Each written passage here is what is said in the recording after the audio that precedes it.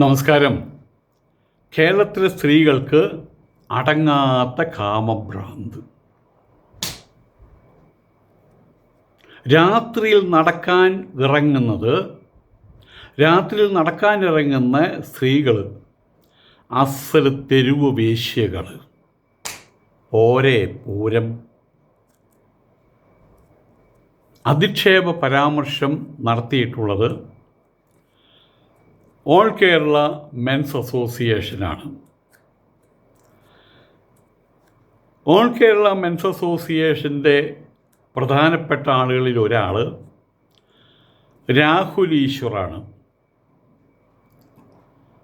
അതിൻ്റെ തലപ്പത്തിരിക്കുന്ന ആൾ അതിൻ്റെ സംസ്ഥാന പ്രസിഡൻറ്റ് വട്ടിയൂർക്കാവ് എസ് കുമാർ ആണ്. അദ്ദേഹമാണ് ഇപ്പോൾ ഈ പ്രസ്താവന നടത്തിയിട്ടുള്ളത്. വനിതകളുടെ ഒത്തുചേരലിൽ അധിക്ഷേപ പരാമർശവുമായിട്ട് ഓൾ കേരള മെൻസ് അസോസിയേഷൻ അവർ സ്ത്രീകൾക്കെതിരെ നിസ്സാരമായിട്ടുള്ള അധിക്ഷേപമല്ല നടത്തിയിട്ടുള്ളത്. സ്ത്രീകളെ അധിക്ഷേപിച്ചുകൊണ്ടുള്ള വീഡിയോ ഈ വട്ടിയൂർക്കാവ് സംസ്ഥാന പ്രസിഡൻ്റ് ആയിട്ടുള്ള വട്ടിയൂർക്കാവ് എസ് കുമാർ സമൂഹ മാധ്യമത്തോടെ പങ്കുവയ്ക്കുകയാണ് ചെയ്തത്. ഇന്ന് രാത്രി, അതായത് ഇന്നലെ 14-ാം തീയതി രാത്രി 10 മണിക്കാണ് വനിതാ ശിശു വികസന വകുപ്പിൻ്റെ നേതൃത്വത്തിൽ വനിതകളുടെ ഒത്തുചേരൽ പരിപാടി സംഘടിപ്പിച്ചത്. അതിലാണ് കലി പൂണ്ടുകൊണ്ട് എസ് കുമാർ ഇപ്രകാരം ഒരു പ്രസ്താവന നടത്തിയത്. അങ്ങേയറ്റം മോശമായിട്ടുള്ള പദപ്രയോഗങ്ങൾ സമൂഹ മാധ്യമ വീഡിയോകളിൽ എസ് കുമാർ നടത്തി. രാത്രിയിൽ നടക്കാനിറങ്ങുന്ന സ്ത്രീകൾ തെരുവ് വേശ്യകളാണ് എന്നാണ് അദ്ദേഹം പറഞ്ഞത്. അതിനേക്കാൾ വലിയൊരു അധിക്ഷേപനി വേണ്ടതില്ലല്ലോ. ആരോ പറഞ്ഞത് ആണുങ്ങളെ കള്ളൻ എന്ന് വിളിക്കുന്നതും സ്ത്രീകളെ വഴിപളച്ചോന്ന് വിളിക്കുന്നതും രണ്ടും സമൂഹത്തിൽ അത് ഏറ്റുവാങ്ങുന്നവർക്ക് അപകടകരമായിട്ട് കാര്യമാണ്. അവർക്ക് സമൂഹത്തിൽ പിന്നെ മുഖ്യ ജീവിതധാരയിൽ കടന്നു വരാൻ കഴിയാത്ത സാഹചര്യം വരും. ചത്തതിന് കുമേ ജീവിച്ചിരിക്കുന്ന അവസ്ഥ വരും. സ്വാതന്ത്ര്യ ദിനാഘോഷ ദിനത്തിൻ്റെ ഭാഗമായിട്ട് വനിതാ ശിശു വികസന വകുപ്പ് research safe women safe Kerala വനിതാ കൂട്ടായ്മ അതിൻ്റെ നേതൃത്വത്തിൽ തിരുവനന്തപുരം നഗരത്തിൽ ഒരു ഒത്തുചേരൽ സംഘടിപ്പിക്കുമെന്ന് പറഞ്ഞിരുന്നു. അത് മന്ത്രി ബിന്ദു കൃഷ്ണ ആണ് വാർത്താ സമ്മേളനത്തിൽ അറിയിച്ചത്. ഇതിന് തൊട്ടുപുറയിലാണ് അധിക്ഷേപവുമായിട്ട് മെൻസ് അസോസിയേഷൻ രംഗത്ത് വരുന്നത്. സംസ്ഥാന ശിശു വികസന വകുപ്പിൻ്റെ നേതൃത്വത്തിൽ 14-ാം തീയതി രാത്രി 9:30 റീസർച്ച് പരിപാടി സംഘടിപ്പിച്ചത്. തിരുവനന്തപുരം മഹാത്മാഗാന്ധി റോഡ് MG റോഡിൽ യൂണിവേഴ്സിറ്റി ജംഗ്ഷൻ മുതൽ ആയുർവേദ കോളേജ് ജംഗ്ഷൻ വരെയാണ് ഈ പരിപാടി നടത്തുന്നത്. യൂണിവേഴ്സിറ്റി കോളേജ് ജംഗ്ഷനിൽ നടക്കുന്ന ഉദ്ഘാടന സമ്മേളനം കേരളത്തിൻ്റെ ബഹുമാനപ്പെട്ട മുഖ്യമന്ത്രി VD സതീശൻ ഉദ്ഘാടനം ചെയ്യും എന്നും പറഞ്ഞു. ഇന്നലെയാണ് ഇത് സംഭവം. അതിനെ ചുറ്റിപ്പറ്റിക്കൊണ്ടാണ് ഇപ്പോൾ ഇങ്ങനെയൊരു പ്രസ്താവന ഈ men's association all Kerala men's association president Vattiyoorkavu S Kumar നടത്തിയത്. ആ ഒരു കാര്യത്തിൽ അതേ സമൂഹത്തിൻ്റെ തലപ്പത്ത് നിൽക്കുന്ന രാഹുൽ ഈശ്വർ ഈ യൂട്യൂബ് ചാനലുകളിൽ TV ചാനൽ വന്ന് ചിലയ്ക്കുന്ന ഒരു പക്ഷി എന്നാൾക്കാർ കളിയാക്കാറുണ്ടല്ലോ. അയാളും കൂടി അതിൽ ഭാഗവാക്കാണ്. അയാൾ കയ്യിൽ നിന്ന് ഒഴിഞ്ഞു മാറാൻ പറ്റാത്ത ഒരു സാഹചര്യമുണ്ട്. ഇപ്പോൾ ഈ പ്രശ്നം അത് വട്ടിയൂർക്കാവ് എസ് കുമാറിൻ്റെ വാക്കുകൾ അത് പുറത്തേക്ക് വന്നു. അതുപോലെ തന്നെ ഡിക്ലൈൻ ചെയ്തു പോയി എന്നും പറയാൻ പറ്റില്ല. കാരണം രൂക്ഷ വിമർശനവുമായിട്ട് മന്ത്രി ബിന്ദു കൃഷ്ണയും രംഗത്തെത്തിയിട്ടുണ്ട്. ഇത്രയ്ക്കും സംസ്കാരശൂന്യരാണോ, സംസ്കാരമില്ലാത്തവരാണോ മെൻസ് അസോസിയേഷൻ ഭാരവാഹികൾ എന്ന് ഒരു പ്രസ്താവന അവരുടെ ഭാഗത്തുനിന്നുണ്ടായിട്ട് മന്ത്രിയുടെ പ്രസ്താവനയാണ്. അപ്പോൾ അതിൻ്റെ ഫോളോ അപ്പ് ഉണ്ടാവുന്നുള്ള കാര്യം ഉറപ്പാണല്ലോ. നിസ്സാര കാര്യമല്ലല്ലോ വിളിച്ചു പറഞ്ഞിട്ടുള്ളത്.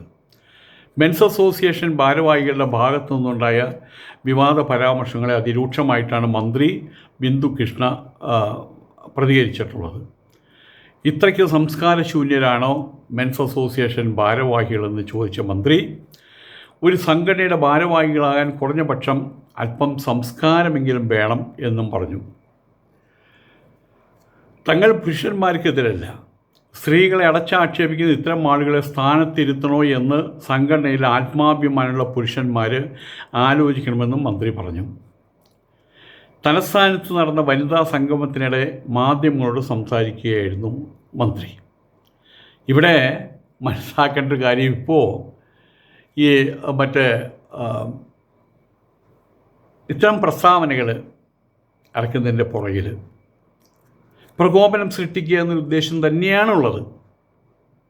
ഇപ്പോൾ ബിന്ദുകൃഷ്ണ തിരിച്ച് അതിനോട് പ്രതികരിച്ചപ്പോൾ അവർക്ക് വലിയ സന്തോഷമായി കാണണം. കാരണം ഓൾ കേരള മെൻസ് അസോസിയേഷൻ ഇപ്പോഴും ആ ഭാരവാഹികളുടെ ഉള്ളിൽ നിൽക്കുന്നൊരു സാധനം മാത്രമായിട്ട് മാറിയിരിക്കുകയാണ്.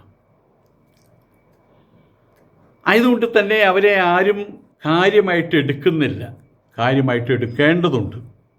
അതിനു വേണ്ടിയിട്ടുള്ള ചില ഗിമ്മിക്രികളാണ് ഈ വട്ടിയൂർക്കാവ് അജിത് കുമാർ, രാഹുൽ ഈശ്വറിനെ പോലുള്ള ആളുകൾ ചെയ്തിട്ടുള്ളത്. വനിതാ സംഗമത്തിനെതിരെയായിരുന്നു അജിത് കുമാറിൻ്റെ പരാമർശം വന്നത്. ഇന്ത്യക്ക് സ്വാതന്ത്ര്യം കിട്ടിയതിന് ശേഷം, ഇന്ത്യക്ക് സ്വാതന്ത്ര്യം ലഭിച്ചത് അർദ്ധരാത്രിയിലാണെങ്കിലും 79 വർഷങ്ങൾക്കിപ്പുറവും രാത്രികൾ സ്ത്രീകൾക്ക് അന്യമായി പോകുന്ന സാഹചര്യമാണ് എന്ന് ബിന്ദു കൃഷ്ണ പറഞ്ഞു. ഭയലേശമില്ലാതെ പകലെന്നോ രാത്രിയെന്നോ ഇല്ലാതെ പൊതുസ്ഥലങ്ങളിൽ സഞ്ചരിക്കാനുള്ള സ്വാതന്ത്ര്യം സ്ത്രീകൾക്ക് ഉത്തരേന്ത്യയിലത്തെ കാര്യം പറയേണ്ടതില്ല.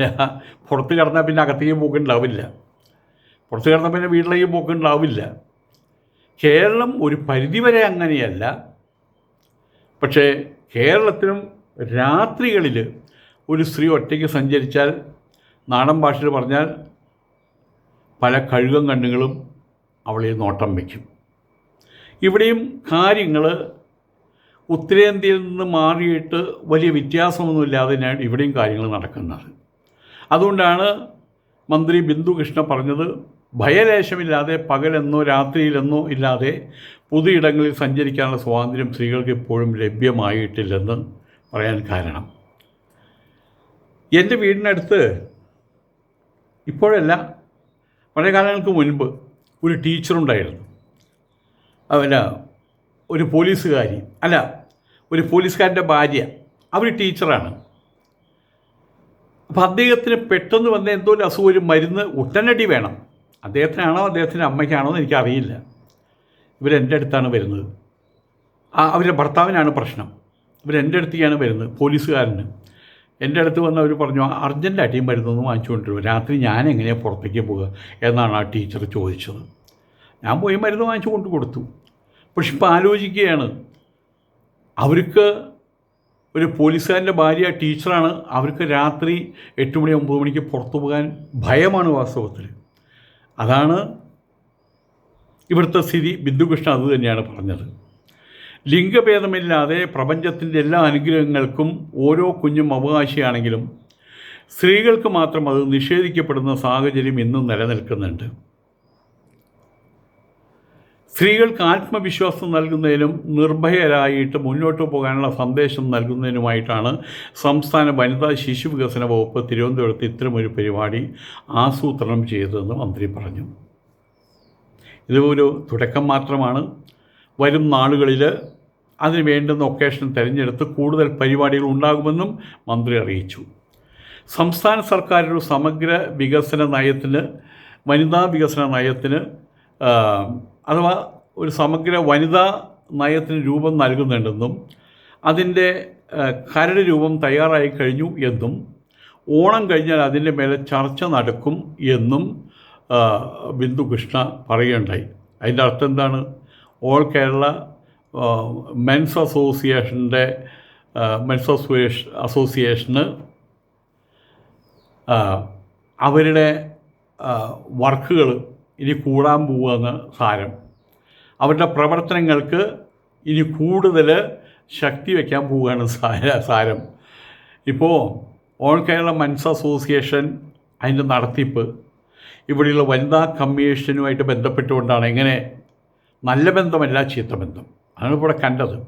അതുകൊണ്ട് വനിതാ ശിശു സംരക്ഷണ വകുപ്പ് എത്രത്തോളം വലുതാകുന്നുവോ, എത്രത്തോളം വലുതായിട്ടുള്ള പ്രോഗ്രാംസ് നടത്തുന്നുവോ അതിന് പാരലായിട്ട് ഇവിടെയും നടത്തേണ്ടതുണ്ടല്ലോ.